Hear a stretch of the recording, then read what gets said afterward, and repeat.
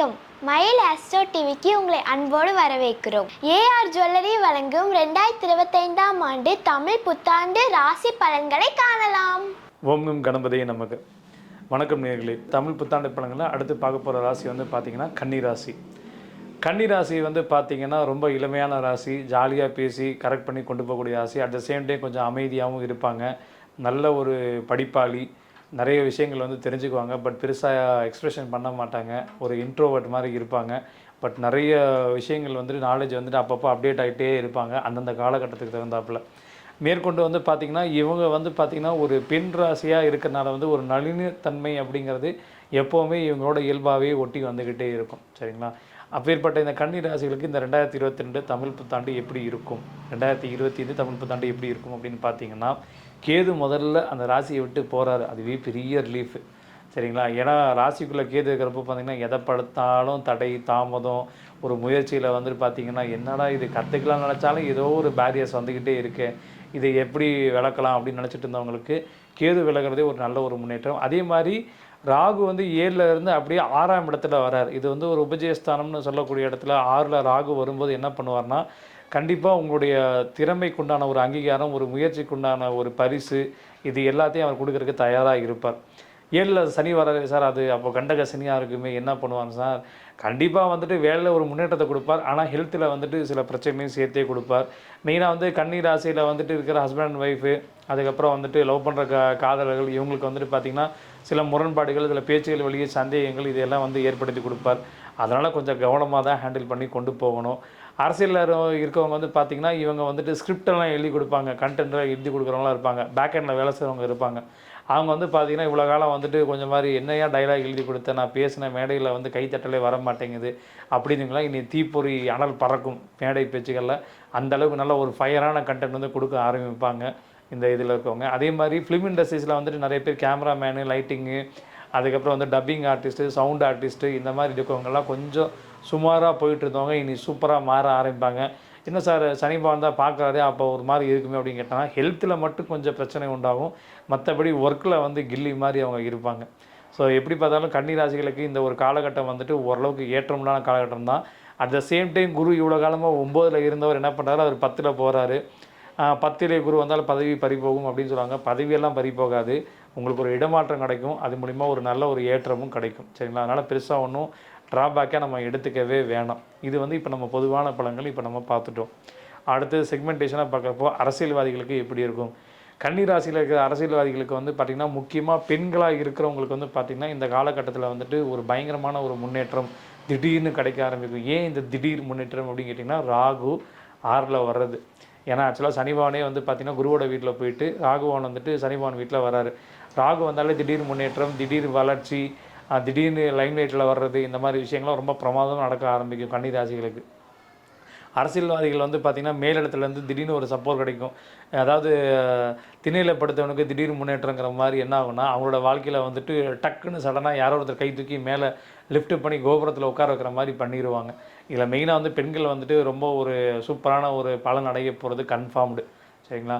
மேற்கொண்டு வந்து பார்த்திங்கன்னா குரு வந்து 10ஆம்ல இருந்து தொடர்பு கொண்டு 4ஆம் வீட்டை பார்க்குறதுனால என்ன பண்ணுவாங்கன்னா, நிறைய பேர் வீடு வாசல் வண்டி வாகனம் இந்த மாதிரி விஷயங்களை வந்துட்டு வாங்குறது, கண்டிப்பாக கடன் வாங்கியாச்சும் வாங்கிடுவாங்க. நிறைய பேர் பழைய வண்டி வந்து புது வண்டி அப்டேட் ஆகிறது, இந்த மாதிரி விஷயம்லாம் வந்துட்டு அரசியலில் நடக்க ஆரம்பிக்கும். என்ன சார் தொகுதி பக்கம் போகிறோம், ஒரு கார் இருந்தால் தானே ஒரு கௌரவமாக இருக்கும் அப்படின்னு நினச்சவங்களுக்கு கார் வந்துட்டு மாவட்ட செயலாளராக கொடுக்குறதோ இல்லாட்டி கட்சியிலேருந்து கொடுக்குறது, இந்த மாதிரிலாம் நடக்க ஆரம்பிக்கும். இதிலேயே எம்எல்ஏவாக இருக்கவங்க, ஏன்னா மக்கள் பணி தொடர்பு அப்படிங்கிறது கன்னி ராசிக்குள்ளே வரும். எம்எல்ஏ செக்ரட்டரியேட்டில் வேலை செய்கிறவங்களுக்கெல்லாம் வந்து பார்த்திங்கன்னா சூப்பராக ஒர்க் அவுட் ஆக ஆரம்பிக்கும். ஸோ அரசியல்வாதிகளுக்கு சில பிரச்சனைகள் உடல்நலத்தில் இருந்தாலும் தொழிலையும் சரி வேலையிலையும் சரி நல்லதொரு முன்னேற்றம் அப்படிங்கிறது அரசியல்வாதிக்கு ரொம்ப பிரமாதமாக இருக்கும். பர்டிகுலராக பெண்களுக்கு பிரமாதமாக இருக்க ஆரம்பிக்கும். சரிங்களா? அடுத்தது வந்து பார்த்திங்கன்னா உத்தியோகஸ்தர்களில் வந்து பார்த்திங்கன்னா இவ்வளோ காலம் வந்துட்டு கொஞ்சம் மாதிரி என்ன சொல்கிறது, அடிக்கடி உடம்பு சரியில்லாமல் போகிறது, லீவ் போடுறது, மேனேஜர்கிட்ட கொஞ்சம் வாக்குவாதம் வர்றது, இந்த மாதிரிலாம் இருந்திருக்கும். அது இல்லாமல் கொஞ்சம் முன்னேற்றமும் இருந்து வந்திருக்கும். குருவோட 9ஆம் பார்வையினால சில திடீர் அதிர்ஷ்டங்களும் கிடச்சிருக்கும். பட் இப்போ குரு 10ஆம் பார்வையினால் போகிறதுனால வந்துட்டு சில இடமாற்றங்களும் உங்களுக்கு நடக்க ஆரம்பிக்கும். அது நல்ல விதமாகவே நீங்கள் எடுத்துக்கோங்க. இல்லை நான் போகமாட்டேன் அப்படின்னு சொன்னீங்கன்னா, உங்களுக்கு வந்து பார்த்திங்கன்னா நீங்கள் நினைக்காத இடத்துக்கு உங்களை மாற்றி விட்டு அங்கே போய் நீங்கள் சிக்கலை சந்திக்கக்கூடிய விதி வந்து உண்டாக்கிடும். அதனால் இடமாற்றம் கிடச்சுன்னா சந்தோஷமாக எடுத்துகிட்டு அப்ரேஷன் பண்ணிட்டு போயிட்டே இருங்க. சரிங்களா? இதில் வந்துட்டு மேனேஜர்ஸுக்கும் உங்களுக்கும் அப்பப்போ சின்ன சின்ன கான்ட்ரவர்சி வந்துட்டு போகும். பட் அப்படி இருந்தாலும் அவரே உங்களுக்கு வந்து பார்த்தீங்கன்னா இதற்கு தானே ஆசைப்பட்ட பாலகுமார் பேங்க்கில் இருக்கிற மேனேஜர் இப்படி திடீர்னு ஒரு இன்சென்டிவ் இன்க்ரிமெண்ட்டு போட்டு அப்படியே டெவலப் பண்ண வரும். அந்த மாதிரி ஃபைனலாக உங்களுக்கு வந்து நல்ல செட்டில்மெண்ட்டோட ஒரு அமௌண்ட் கிடைக்கும். நிறைய பேர் வந்து தங்கச்சி கல்யாணம் பண்ணணும், தம்பிக்கு நல்ல ஒரு படிப்பு படிக்க வைக்கணும், அண்ணங்காரனுக்கு ஒரு நல்ல வேலை வாங்கி கொடுக்கணும்னு சொல்லிவிட்டு ஒரு இளைய தலைமுறையில் இருக்கக்கூடிய ஒரு group of people, family middle people வந்துட்டு அடுத்த கட்டத்துக்கு டெவலப்மெண்ட் ஆகிறதுக்கு வாய்ப்புகள் எல்லாமே கிடைக்க ஆரம்பிக்கும். ஸோ முடிஞ்ச அளவுக்கு அந்த வேலைகளில் வந்துட்டு ஒரு சுணக்கம் இருந்தாலும் சங்கடப்படாமல் செஞ்சிட்டிங்கன்னா நீங்கள் சக்ஸஸ் ஆகிடுவீங்க. ஸோ வேலையில் இருக்கவங்களுக்கு நல்ல ஒரு காலம் வந்து இருக்குது. சில பேர் ஃபாரின் ஆப்பர்ச்சுனிட்டிஸ்க்காக வெயிட் பண்ணிட்டு இருப்பாங்க. இல்லாட்டி வந்துட்டு இல்லை சார் நான் லோக்கல் ஊர்லேயே இருக்கிறேன், நான் கொஞ்சம் பெங்களூரு அந்த மாதிரி மும்பை இந்த மாதிரி போகலான்னு நான் ஆசைப்பட்றேன் அப்படின்னா தயவுசெய்து இந்த காலகட்டம் முயற்சி பண்ணிங்கன்னா கண்டிப்பாக நீங்கள் இங்கேருந்து வெளியே போகலாம். ஃபாரின் ட்ரை பண்ணணும்னு நினைக்கிறவங்க கண்டிப்பாக ஃபாரின் போகிற ஆப்பர்ச்சுனிட்டிஸும் வர ஆரம்பிக்கும். ஆனால் பட் ஏஜென்ட்கிட்ட காசு கொடுத்து அப்படி போகலான்னு மட்டும் போயிடாதீங்க. கரெக்டாக அந்த எம்பசி மூலிமா ஃபாலோ பண்ணி அது கரெக்டாக லிஸ்ட் அவுட் ஆகிருக்கான்னு போங்க. ஏன்னா அமெரிக்காவில் வந்து சட்டத்திட்டங்கள் மாறிட்டு இருக்குது. அதெல்லாம் ரொம்ப கவனம். அது அமெரிக்காவில் மட்டும்தான் உலகியல் நடவடிக்கைகளே கொஞ்சம் சுமாராக இருக்கிறனால இதெல்லாம் கவனிச்சுக்கிட்டு போங்க. சரிங்களா? அடுத்தது வந்துட்டு தொழிலதிபர்கள். தொழிலதிபர்களுக்கு வந்து பார்த்திங்கன்னா எல்லாமே வந்து ஹோல்சேல் பிஸ்னஸ் எல்லாம் வந்துட்டு ரொம்ப கொடிக்கட்டு பறந்துட்டு இருந்த ஒரு காலகட்டத்தில் திடீர்னு ஒரு வீழ்ச்சி அப்படிங்கிறத சந்திக்கக்கூடிய விதி அமைப்பு உண்டு. ஏன்னா சனிபனோட 10ஆம் பார்வை வந்து நேராக 4ஆம் வீட்டில் இப்போ சுகஸ்தானம் பாதிக்கப்படும். அப்போ என்ன ஆகும், நீங்கள் வேலை செய்கிற இடத்துல வந்துட்டு உங்கள் தொழிலாளர்களுக்கு நீங்கள் சம்பளம் கொடுக்குறதே வந்து இந்த காலகட்டம் கொஞ்சம் கஷ்டமாக இருக்கும். போதாக்குறைக்கு கேது வந்து 12ல் வந்துட்டு உட்காரப்போ என்ன ஆகும்னா வந்துட்டு திடீர்னு ஆன்மீக சுற்றுலா, நான் வந்துட்டு இமயமலைக்கு போகிறேன், கேதார்நாத் போகிறேன், அங்கே இங்கே போகிறேன்னு சொல்லிட்டு திடீர்னு கிளம்பி போவீங்க. அதனால் வந்து தொழிலாளர்களுக்கும் உங்களுக்கும் வந்துட்டு அவரவர் பாட்டு வேலையை பார்க்குறேன், நான் என் பாட்டு வேலையை பார்க்குறேன்னு சொல்லி போட்டு சரியாக வேலை பார்க்காம போயிடுவாங்க. அதனால் நஷ்டம் உருவாகும். ஆன்மீக சுற்றுலா போகிறதா இருந்தாலும் முதல்ல உங்கள் வேலைக்கு உங்கள் தொழிலுக்கு உண்டான இம்பார்ட்டன்ஸ் கொடுத்துட்டு அதுக்கப்புறம் எங்கே இருந்தாலும் போயிட்டு வாங்க. அதே நேரத்தில் ராகு 6ல் வந்து உட்காரப்போ வந்து பார்த்திங்கன்னா அது சனிபான் வீட்டில் இருந்தாலும் ஒரு பக்கம் குருவையும் இன்னொரு பக்கம் செவ்வாயும் கண்ட்ரோல் பண்ணுறதுனால வந்துட்டு இந்த ஃபயர் சம்மந்தப்பட்ட விஷயங்களை கொஞ்சம் கவனமாக இருந்துக்கோங்க. ஏன்னா அங்கே வந்துட்டு சில பிரச்சனைகள் வரக்கூடிய வாய்ப்பு தெரியுது. ஸோ சேஃப்டி செக்கிங் அப்படிங்கிறது வந்துட்டு கரெக்டாக பீரியடுக்கெல்லாம் பண்ணி இருந்தீங்கன்னா ஓகே.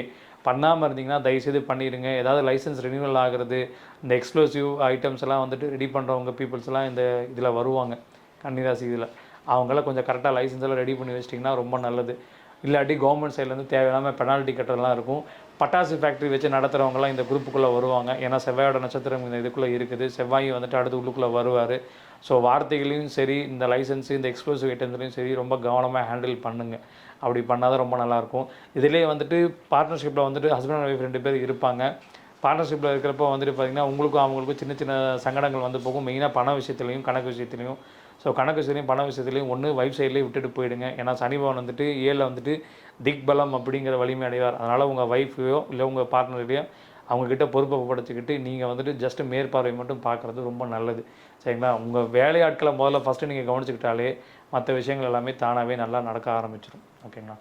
அடுத்தது வந்து மாணவ மாணவிகள் கன்னிராசியை பொறுத்தளவுக்கு வந்து பொதுவாகவே நல்லாவே படிப்பாங்க. எல்லா கலை மற்றும் மற்ற விஷயங்கள், டான்ஸ் ஆடுறது, பாட்டு பாடுறது, மிமிக்ரி பண்ணுறது, ஸ்டேஜில் வந்துட்டு காமெடி பண்ணுறது, இந்த மாதிரி விஷயம்லாம் ரொம்ப நல்லாவே பண்ணிட்டு வருவாங்க. இப்போ இது சார்ந்த விஷயங்கள் எல்லாமே வந்துட்டு விலக ஆரம்பிக்கும். நல்ல ஒரு பிரகாசமான ஒரு முன்னேற்றம், ஒரு வாய்ப்பு, சடால்னு லைம் லைட்டில் வர்றது, ஒரு நல்ல பேர் வாங்குறது, இந்த மாதிரி விஷயங்கள்லாம் வந்துட்டு அடிக்கடி நடக்க ஆரம்பிக்கும். College cultural programs, school cultural programs, இதில் ப்ரைஸ் வாங்குறது, இந்த மாதிரி விஷயம்லாம் நடக்க ஆரம்பிக்கும். நிறைய பேர் வந்து பார்த்திங்கன்னா இந்த புத்தி சார்ந்த விளையாட்டுகள், செஸ் மாதிரி ஒரு கேம்லலாம் வந்து பார்த்திங்கன்னா ஒரு டிஸ்ட்ரிக்ட் லெவல் பிளேயர் ஆகிறது, ஸ்டேட் லெவல் பிளேயர் ஆகிறது, இந்த மாதிரி நடக்க ஆரம்பிக்கும். அதிலே கராத்தே, மல்யுத்தம், இந்த மாதிரி விஷயத்தில் வந்து பெயர் வாங்குறது, சிலம்பம், நம்ம பண்டைய கலைகள், இது எல்லாமே வந்து பேர் வாங்குற மாதிரி அடுத்தடுத்த கட்டத்துக்கு டெவலப்மெண்ட் ஆகி போவீங்க. இதில் வந்துட்டு இந்தியா சார்பாகவே விளையாடுறதுக்குண்டான உங்களுக்கு வாய்ப்பு வந்து திடீர்னு கிடைக்க ஆரம்பிக்கும். கோச்சு திடீர்னு மாறுவாங்க.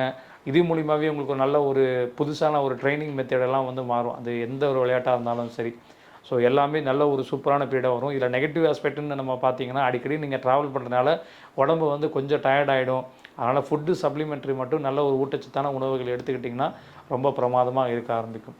ஸோ இவங்க எல்லாருமே பொதுவாக கன்னிராசிகளுக்கு உண்டான பொது வழிபாடு அப்படின்னு எடுத்துக்கிட்டிங்கன்னா சயன கோலம், அதாவது படுத்துட்டு இருக்கிற கோலத்தில் இருக்க பெருமாளை போய் வழிபட்டிங்கன்னா ரொம்ப நல்லாயிருக்கும். அதாவது ஸ்ரீரங்கம் பெருமாள் கோவில் எடுத்துக்கலாம். சரிங்களா? அப்புறம் திருவனந்தபுரம் பத்மநாப சுவாமி கோவில், அது மாதிரி உங்கள் ஏரியாலே பக்கத்தில் அந்த மாதிரி சயன கோலத்தில் இருக்கிற பெருமாள் கோயில் எந்தெந்த கோயில் இருக்கோ அந்த கோயிலுக்கு போயிட்டு வாங்க. கண்டிப்பாக வாழ்க்கையில் ஒரு ஏற்றம் வரும். 6ல் வந்து ராகு பகவான் உட்கார்ந்துருக்கிறதும், 7ல் சனி பகவான் உட்கார்ந்தும், குரு 10ல் இருக்கிறனால வந்துட்டு குரு ராகவேந்திரர் வழிபாடு செய்கிறது உங்களுக்கு ரொம்ப நல்லாயிருக்கும். ஏன்னா அவர் மூலிமா செய்கிறப்போ உங்களுக்கு வந்துட்டு நல்ல ஒரு பிரைட்டான ஒரு ஃப்யூச்சர் அப்படிங்கிறது ராகவேந்திரர் உங்களுக்கு வழி அமைச்சு வைப்பார். மேற்கொண்டு வந்து பார்த்திங்கன்னா நீங்கள் வந்துட்டு மாதத்தில் ஒரு சனிக்கிழமை மட்டும் வந்துட்டு பெருமாளுக்கு வடைமாலை சாத்துறதா வேண்டிக்கிட்டு அந்த வர்றவங்களுக்கு வந்துட்டு பக்தர்களுக்கு விநியோகம் பண்ணிக்கிட்டு நீங்கள் ஒரே ஒரு வடையை மட்டும் உங்கள் ஃபேமிலியில் இருக்கவங்க கொஞ்சமாக பிரித்து சாப்பிட்டுக்கோங்க. சரிங்களா? நன்றி. Cosponsor AI Tech photography, Coimbatore, Chennai, Bangalore. Shri Krishna tour and travels, Coimbatore. நம்ம மயில் ஆஸ்ட்ரோ டிவியை லைக் பண்ணுங்கள், கமெண்ட் பண்ணுங்கள், ஷேர் பண்ணுங்கள், மறக்காமல் சப்ஸ்கிரைப் பண்ணி பெல் பட்டனை கிளிக் பண்ணிடுங்க.